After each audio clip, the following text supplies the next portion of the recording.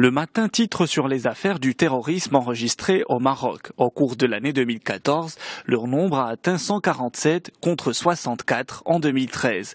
Selon le procureur général du roi près de la cour d'appel de Rabat, Hassan Daki, quelques 323 personnes ont été déférées devant le procureur général l'année dernière contre 138 en 2013. Les bidonvilles ont la tôle dure à Casablanca, peut-on lire en une des Échos.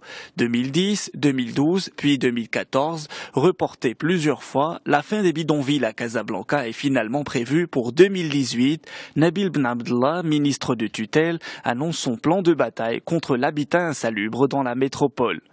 Finance News s'intéresse à la loi relative aux cliniques privées.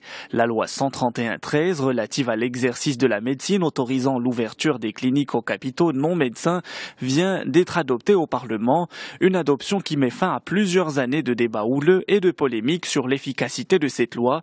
Si le ministère de la Santé affiche sa satisfaction et énumère les nombreuses retombées positives pour le système de santé marocain, le syndicat national des médecins du secteur libéral n'en démord pas. Le patient sera le plus grand perdant de la nouvelle législation. Pourquoi l'exploitation du gaz de schiste rencontre-t-elle une opposition en Algérie, s'interroge Liberté. Au-delà des nombreux appels à la prudence émanant des experts et de leurs arguments, quant aux conséquences préjudiciables du gaz de schiste au plan financier et environnemental, la question renvoie à la problématique de la rente et aux visées du pouvoir algérien en matière de distribution de cette nouvelle ressource naturelle, écrit le journal. Autrement dit, le débat autour du gaz de schiste ne saurait se dissocier de celui relatif à la gestion de la manne pétrolière.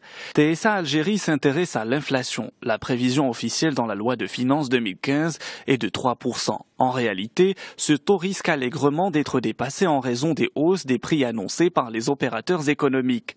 En effet, de nombreux produits sont en hausse, mis à part ceux soutenus et subventionnés par l'État, constate le journal. Toutes les entreprises qui importent de la matière première font face à un renchérissement de leurs intrants, ce qui sera invariablement répercuté sur le prix de vente des produits.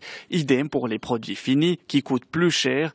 En fin de compte, écrit le journal, le pouvoir d'achat des Algériens va inéluctablement s'éroder en 2015. En Europe, concernant le dossier ukrainien, Merkel et Hollande arrachent un plan de paix à Poutine, lit-on dans Le Monde. Au terme d'une nuit de négociations à Minsk, Vladimir Poutine, Petro Poroshenko, Angela Merkel et François Hollande sont parvenus à un accord de cessez-le-feu dans l'est de l'Ukraine qui pose les bases d'un règlement du conflit. Le fragile accord, obtenu jeudi, prévoit l'instauration d'un cessez-le-feu dès dimanche, mais Kiev reste privé de sa frontière et le futur statut des zones séparatistes demeure flou. Un accord donc très favorable pour la Russie, commente Libération, et à la fin, c'est Poutine qui gagne. Courrier international consacre sa première page au prix du pétrole. La chute des cours de baril bouleverse la donne entre pays producteurs et pays importateurs, écrit l'hebdomadaire. Capitale britannique du pétrole, Aberdeen, en Écosse, connaît sa pire crise depuis 40 ans. Le Venezuela, l'Angola ou l'Iran sont au bord de l'asphyxie, écrit l'hebdomadaire.